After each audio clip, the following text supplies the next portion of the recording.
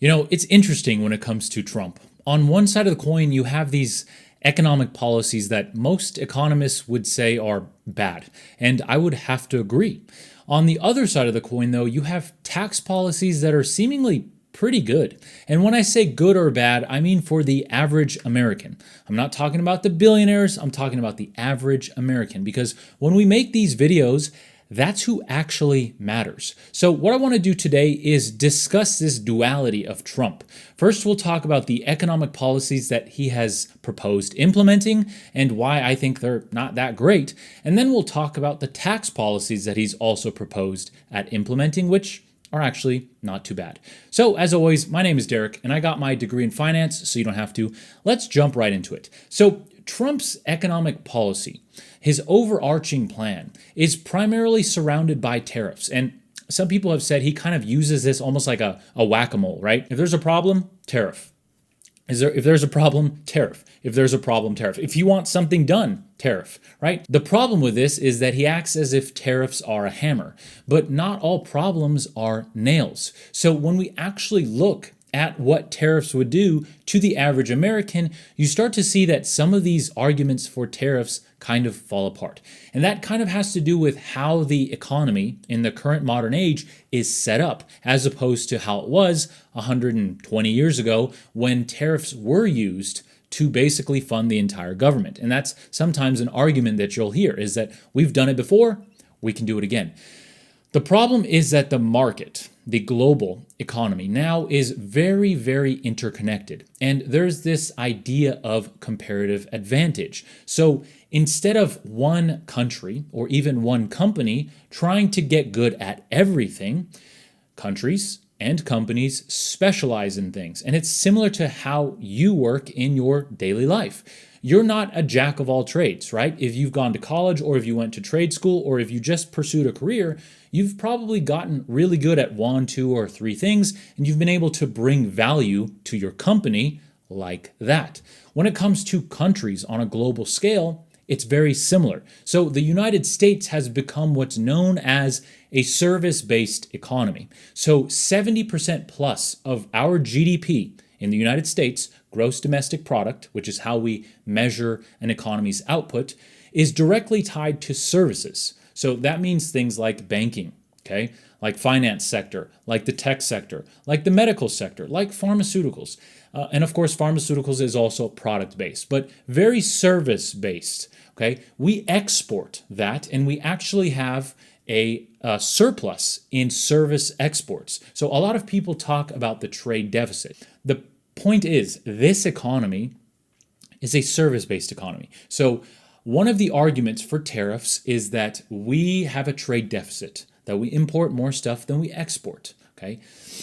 The problem with this is that we do import more goods than we export, but we actually export more services than we import. We export about 300 billion more services than we import. We import about 700 billion more goods than we export. The thing is, the way that this economy is set up as a service-based economy, this benefits the majority of people and companies because 7 out of 10 at the minimum, jobs are tied to services, and services tend to generate more revenue on average for companies. So companies export these services and they pay their employees well. On the flip side, we as Americans are also a consumer-based economy, and we consume a lot of goods, so we import cheaper goods. The idea that tariffs worked to fund the government at some point and that it can bring back labor into America is sort of convoluted. Let's talk about the government first. Before 1913, basically the entirety of the US government was funded through tariffs. The problem is, if we wanted to get back to that system, we'd have to live like we were in 1913. We didn't have the same healthcare. We didn't have the same infrastructure. We didn't have electricity in all homes. We didn't have sewage and water in all homes. And we didn't have the massive roads and public transits that connects the entirety of the country. That costs money. Not only that, we have a massive national defense budget, for better or for worse. That costs money. So we cannot necessarily fund the government with just tariffs, and I've made plenty of videos on this actually breaking down the numbers. Now, on the flip side, bringing back American jobs. So this can be true, and it's actually been implemented by Donald Trump himself in his last term in various different areas. And the fact of the matter is, yes, if you put tariffs on major industries or major goods, you are going to incentivize companies to bring that production back into the United States. The problem is that's going to raise prices for most Americans in one way or another. Either A, because companies are going to pay this tariff and then pass that cost on to the consumer, or you will get more American-made products, which unfortunately cost more money because American labor is more expensive. That cost usually gets passed on to the American consumer as well. Not only that, we have direct evidence of what happens to American jobs when tariffs are placed. So in Trump's first term, he placed a 10% tariff on aluminum and a 25% tariff on steel. He just announced that he's going to place 25% tariffs, blanket tariffs on steel and aluminum just the other day. But since we have evidence as to what happened during the first term, was it positive or negative? Well, these tariffs did increase jobs in the top end of this stream, where steel and aluminum are produced. The problem is downstream, it ravaged a ton of industry and companies that rely on steel and aluminum. So basically, all industries that use steel or aluminum to some degree, whether that be construction, whether that be the auto manufacturing industry, all of these actually lost more jobs, which countered the jobs that were gained, and it ended up being a net negative. Why? Well, because when these companies that rely on steel and aluminum have to bear an increased cost, they're going to want to decrease costs elsewhere. And one of the main ways of doing this was to fire employees. So overall, tariffs are meant to be a scalpel, not a hammer at this point in time. Tariffs are meant to be directly placed for industries that are vital to the United States, that would otherwise cause mass layoffs if they didn't exist, and those tariffs are meant to protect those industries. They're not meant to be this blanket effect or this hammer, because that causes repercussions down the economic stream for many other industries, even if you do end up protecting the industry that the tariffs are being placed on. So overall, Trump's major economic policy has been tariffs. And for the most part, they're going to be net negative if they're implemented to some degree. The one that I sort of agree on is tariffs on China. But that's not because the economic outcome is going to be positive. It's still going to be negative. But China is, for all intents and purposes, a major adversary on the world stage. So perhaps there it can be accepted. But when it comes to our trading partners like Canada and Mexico, I don't see the point. Now, another one of Trump's economic policies, before we talk about taxes, is immigration. Maybe this isn't directly an economic policy, but it'll have major effects on the domestic supply chain, primarily in construction and food. So in construction, 30% of labor comes from immigrants. Half of that, so 15% of all labor, comes from undocumented immigrants. Right now, we are in a housing crisis. Okay, we have anywhere from 2.5 to 7 million homes short in order to equalize the market. Most people cannot comfortably afford a home. And if you basically eliminate 15% up to 30% of that labor force, you're going to basically make the situation worse, because supply is going to be further limited against demand. And when labor increases, the cost of those homes that are being built is going to increase as well. Because if you have a labor shortage, the remaining workers are going to be able to charge more money. This is basic economics. And this is where we come to the duality of Donald Trump. His economic policies, in my opinion, and a lot of other economists, aren't that great.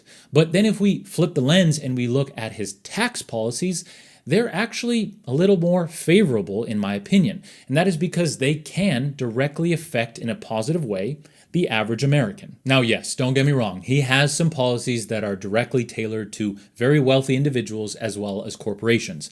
But he also has some policies that he wants to implement that will directly affect you, even if you're not worth $100 billion. The first of that is no taxes on tips. Trump wants to get rid of income tax on tips, which would directly impact many Americans who rely on tips, especially in the services industry like food and nightlife. And it's hard to argue that this wouldn't have a positive effect on the average American. Another one of his policies that are tailored to the average American is no income tax on Social Security, because that money, in a sense, was already taxed once. And then when you need it the most in retirement, it's taxed again. And yes, I understand the argument that it's not really taxed. Payroll taxes are basically just forced savings by the government that you can then use later, and then that is why it's taxed then. Whatever. I think that most Americans who rely on their Social Security in retirement would directly benefit from changing the rules around taxes and Social Security. Right now, for example, if you are married, filed jointly, and you make over $44,000 per year, which is a low bar, and I'll explain why, well, then 85% of your Social Security income in retirement is taxed. And that's because those thresholds, $44,000 for a married couple or $35,000 for a single person, they're never adjusted for inflation. So they've been the same since the 80s. So yes, in the 80s, these were reasonable because $44,000 for a married couple was a lot of money. And if you made more than that, sure, maybe you should pay Social Security taxes. But nowadays, $44,000 is barely scraping by. Yet for those people, 85% of their Social Security income will be taxed at their tax bracket. Now, the big question, of course, is can he get this passed? And if so, how is it going to be implemented? Well, there are obviously two main choices. One, he could try and just eliminate all income taxes on all Social Security. In my opinion, that would probably be best for most Americans. I also think that that's going to be harder to pass, even with a congressional majority. The other option is simply just to raise the thresholds on these numbers significantly. So for a married couple, instead of $44,000, maybe the bracket should be $84,000 or $104,000. Basically allow these people to have more room before the majority of their Social Security income is taxed. Okay, and another tax policy that he wants to implement that would directly affect the average American, potentially even you, is no taxes on overtime pay. And in theory, this would be a positive because income taxes have a drag, both on the economy and productivity, because obviously the more you make, the more you're going to get taxed. This de-incentivizes labor. So if you remove those obstacles, you might encourage people to be more productive and spend more time at work to take advantage of this tax benefit. But again, the question becomes,